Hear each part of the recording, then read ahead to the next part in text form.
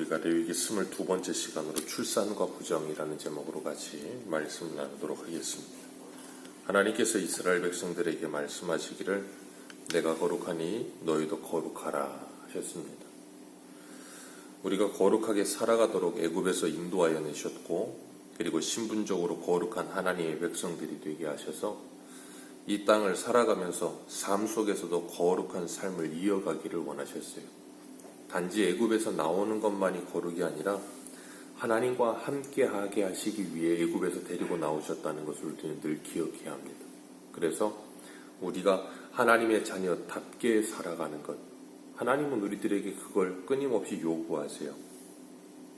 그래서 우리가 애굽에서 누리던 그리고 애굽에서 즐기던 모든 생활이 벗어지고, 그래서 에베소서의 말씀처럼 옛사람을 벗어버리고 새사람을 입는 그 거룩의 삶이 우리에게 끊임없이 있어지기를 하나님은 요구하십니다. 왜냐하면 그것이 얼마나 영광스럽고 복되며 얼마나 기쁜 것인지를 우리에게 알게 하시기를 원하세요. 그래서 우리가 성령을 통해 그것을 알기 시작하면 끊임없이 그 거룩을 향해 달려갈 수 있게 되는 겁니다. 오늘 레위기 11장부터 이 12장, 13장, 14장, 15장까지는 정하고 부정한 것에 대한 내용을 담고 있어요.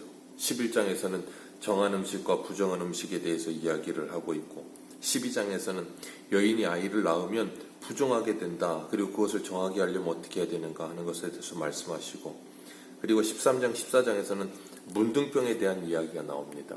그리고 15장에서는 몸에서 나오는 분비물로 인해 부정해지는 것, 그런 사람들은 전부 다 하나님의 성전에 들어갈 수 없고 하나님께 예배하는 제사에도 참여할 수 없게 하셨어요. 그 이유는 부정하기 때문이라는 거예요. 이 정하고 부정한 것, 그것을 하나님께 나아가느냐 나아가지 못하느냐로 구분을 하세요. 그러니까 부정한 사람은 하나님께 못 나가고 정한 사람은 하나님께 나아갈 수 있다. 여기에 초점이 있는 거예요. 그러니까 무엇이 더러워지고 안 더러워지는 게 우리의 입장에서 더러워지고 안 더러워지는 게 아니라 내가 부정하면 하나님께 나아갈 수 없다는 것이 포인트에 있다는 거예요. 예배라는 것, 그리고 하나님과 함께 할 수 있고 함께 할 수 없는 것에 대한 포인트를 두고 계신다는 겁니다. 4절에 보면 이 사늘이 깨끗해지는데 33일이 걸린다 그랬어요. 아이를 낳고 일주일 동안 있다가 33일, 그러니까 총 40일이 지나야 성소에 들어갈 수 있다라고 말씀하세요. 이 사늘이라고 하는 것은 인간의 원죄와 연결이 되어 있습니다. 아담과 하와가 에덴 동산에서 하나님께 범죄하고 난 후에 그들은 하나님께서 먹지 말라고 하신 그 선악과를 먹어서 죄를 범하고 하나님과 단절되어 사망이 찾아왔죠. 그리고 난 후에 그들이 출산하는 모든 인생들은 아담과 하와의 그 원죄를 가지고 태어나죠. 그래서 우리 인류에 있는 모든 인생은 태어나면서부터 죄를 가지고 태어나 죽는 겁니다. 그런 상태에서 예수 그리스도를 만나 구원함을 받고 살게 되는 거죠. 그렇기 때문에 인류의 모든 사람들은 그 죄를 가지고 태어나는 그 즉시로 죄인인 거예요. 그걸 하나님께서 우리에게 지금 보여주고 말씀하고 계시는 거예요. 그 죄를 가지고 태어났기 때문에 그 죄를 해결하기 위해 어떻게 해야 되는가. 그리고 여인이 범죄함으로 하나님 앞에 에덴 동산에서 하와가 선악과를 먹고 난 후에 하나님이 뭐하게 하셨어요? 출산에 수고를 더하게 하셨다 그랬어요. 그 전에는 그런 수고를 하지 않아도 됐는데 불구하고 범죄함으로, 그러니까 여인들이 아이를 낳을 때 고통하며 괴로운 출산의 고통은 인간의 죄라고 하는 것을 하나님께서 분명하게 보여주시는 거예요. 인간의 죄가 얼마나 무섭고 고통스러우며 괴로운 것인지를 경험하게 하신 거예요. 12장에서 태어난 아이보다 그 아이를 낳은 여자에 대한 내용들이 많은데, 죄를 인해 하나님과 관계가 단절된 그들이 어떻게 다시 하나님과 관계를 회복할 수 있는가, 그것에 대해서 말씀을 하시면서 기한이 차면이라는 표현을 계속하세요. 기한이 차면. 남자를 낳고 7일 동안 부정하고, 그리고 사늘이 완전히 깨끗해지려면 33일이 걸리고, 6절에 보면 5절에 보면 여자를 낳고 일주일 동안 지나고 그 다음에 66일이 지나면 정하게 된다, 그렇게 말씀하세요.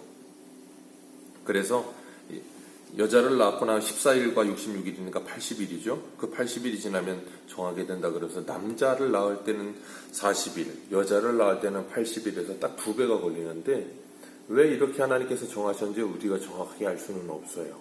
어떤 분들은 뭐 하와가 선악과를 먼저 먹어서 범죄하였기 때문에 하나님께서 뭐 여인이 태어날 때는 그렇게 하셨다 뭐 그렇게 말도 하시던데 그건 정확한 건 아니에요.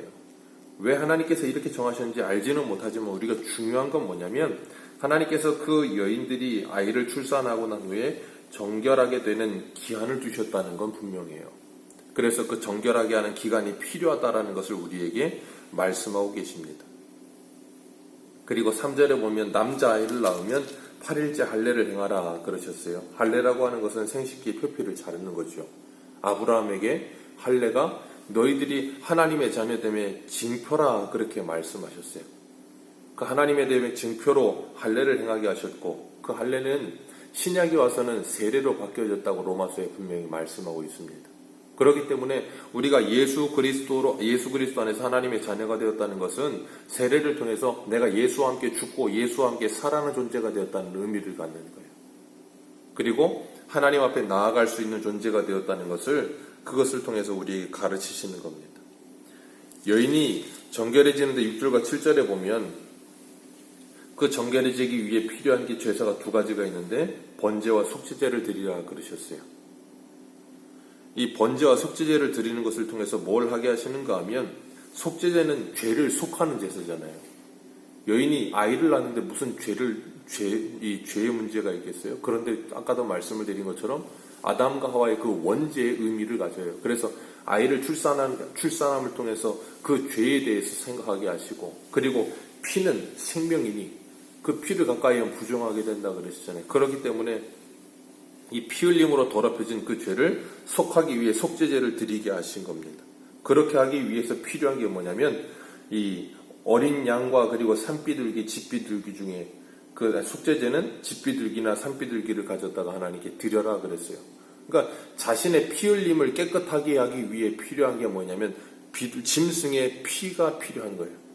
자신의 피 흘림을 깨끗하게 하기 위해 짐승의 피가 필요하다는 것을 우리에게 예표하는 게 뭐예요? 나의 죄를 정결하게 하기 위해 예수 그리스도의 피 흘림이 필요하다는 걸 우리에게 예표적으로 보여주고 계시는 거예요. 예수 그리스도의 피 흘림이 없이는 우리가 깨끗하게 될 수 없다라는 것을 구약에서부터 이 여인들의 정결례를 통해서 우리에게 가르쳐주고 계시는 겁니다. 그리고 번제를 통해서 여인이 자신의 모든 하나님께서 이 출산하게 하신 생명을 낳게 하신 은혜에 감사함으로 하나님께 제사를 드리는 번제를 드리는 거예요.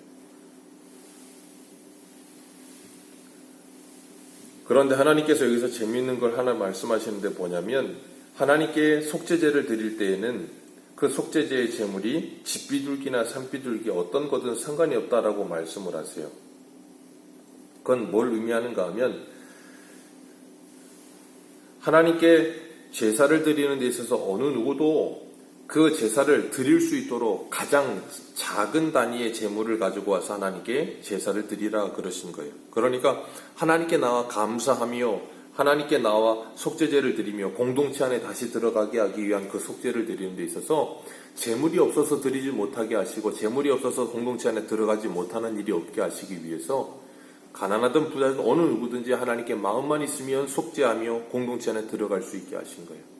그러니까 옛날에는 우리나라도 아이를 낳으면 이 금줄이라는 거에서 고추 달아가지고 이렇게 해가지고 뭐 이래 동안은 사람들이 출입 못하게 했잖아요. 아이 낳은 집이라고.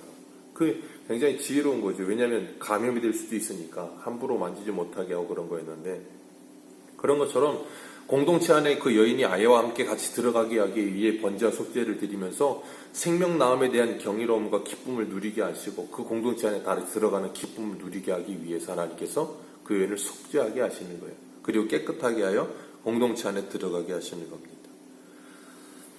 그리고 하나님께서 우리들에게 이 제물 드림에 대해서 말씀하시면서 왜 이렇게 산비둘기나 집비둘기는 굉장히 저렴하거든요. 그러니까 별로 그렇게 가치가 없어요. 이 금전적으로 따지자면. 그런데 하나님께서 왜 이렇게까지 하나님께 제사를 드리게 하시는가? 거기에는 분명한 이유가 있어요. 하나님께서 그에게 주신 그 은혜, 과거의 이 구약시대의 여인들은 아이를 출산한다는 건 하나님께서 자신에게 복을 주셨다는 의미를 갖거든요. 그러니까 하나님이 나에게 주신 은혜에 대한 감사함의 표현으로 하나님께 이 제사를 드리는 거거든요. 그걸 아주 작은 단위의 비둘기를 드리는 제사를 드린다 할지라도 반드시 드리라는 거예요. 그건 오늘날 우리들에게 뭘 말씀하시는 건가 하면 하나님이 우리에게 은혜를 베풀어 주신 것에 대한 반드시 감사함을 하나님께 표하라는 걸 의미하는 거예요. 왜 감사함을 하나님께 표하라고 하는 것인가 하면 하나님께 무엇을 드리고 드리지 않고 그 문제가 아니에요. 하나님이 내게 주신 은혜가 얼마나 감사한 것인지를 잊지 말라는 거예요. 우리가 그러잖아요. 평소에도 우리가 감사합니다라는 말을 잘 하지 않는 사람들은 그 감사에 대한 의미를 잘 몰라요. 그 말은 뭐냐면 그것이 당연하다고 생각을 해요. 이게 감사한 것이라고 생각하지 않고 당연한 것이라고 생각하다 보니까 그것을 상대방이 해주지 않으면 감사한 것이었는데 그게 감사한 게 아니고 당연한 걸 왜 안 해주냐가 되는 거예요. 참 이상하죠. 하나님이 우리에게 베푸신 것에 대한 감사함을 표현하면서 이것이 하나님께서 정말로 내게 주신 감사함이구나 늘 경험하면서 하나님 앞에서 내가 누리고 있는 은혜가 얼마나 큰 건지를 풍성하게 알게 하시는 거예요. 그러니까 내 삶이 더 하나님의 은혜 가운데 윤택하게 만드시는 하나님의 과정인 거예요. 그러니까 감사함을 표한다는 거, 이지선 자매라고 이렇게 자동차 사고가 나서 얼굴이랑 전신이 상반신이 화상을 입은 자매가 있잖아요. 지금은 많이 이렇게 회복을 해서 공부도 하고 있고 간증도 하는데 그분이 정말로 참 너무나도 큰 사고를 만나서 이렇게 그런 일을 당했는데 병원에서 치료를 받는 가운데 그 어머니가 그 자매에게 그런 말을 했대요. 하루에 한 가지씩 감사할 수 있도록 우리 해보자고. 하루에 한 가지씩 감사할 걸 찾아서 해보자고 그러는데 처음에는 감사할 게 없더라는 거예요. 생각해 보세요. 얼굴도 참 이쁘더라고요. 그런데 그렇게 사고 나서 그런 일이 겪고 나서 얼굴이 완전히 망가지고 그랬을 때 어떻게 그게 감사함이 나오겠어요.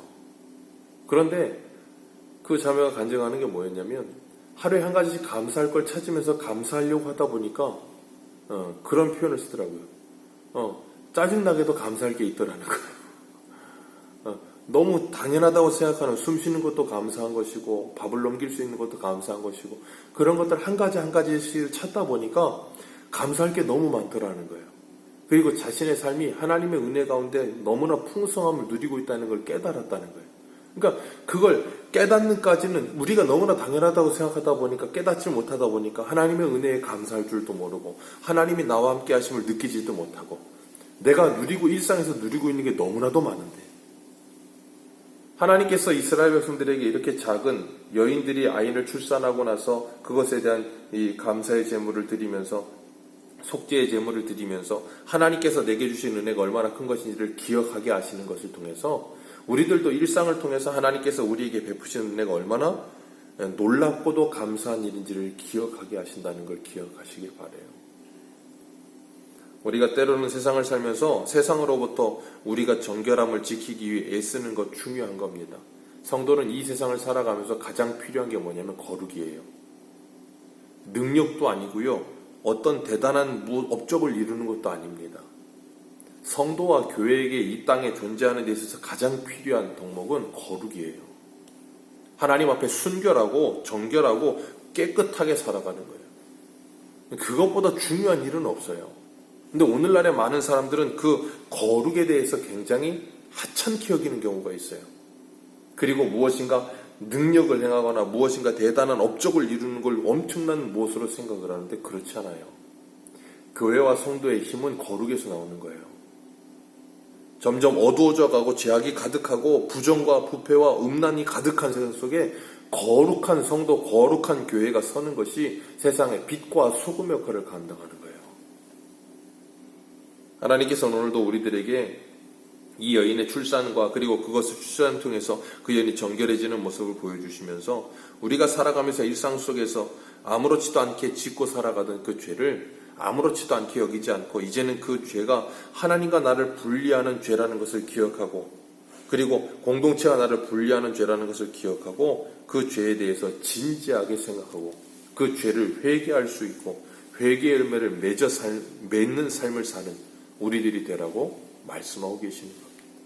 오늘 하루도 하나님의 거룩한 백성답게 이 하루를 살아가면서 주님 앞에 하나님과 동행하는 것을 감사하며 하나님이 우리에게 주신 오늘 하루의 일상을 감사할 수 있는 저와 여러분들 되시기를 축복합니다.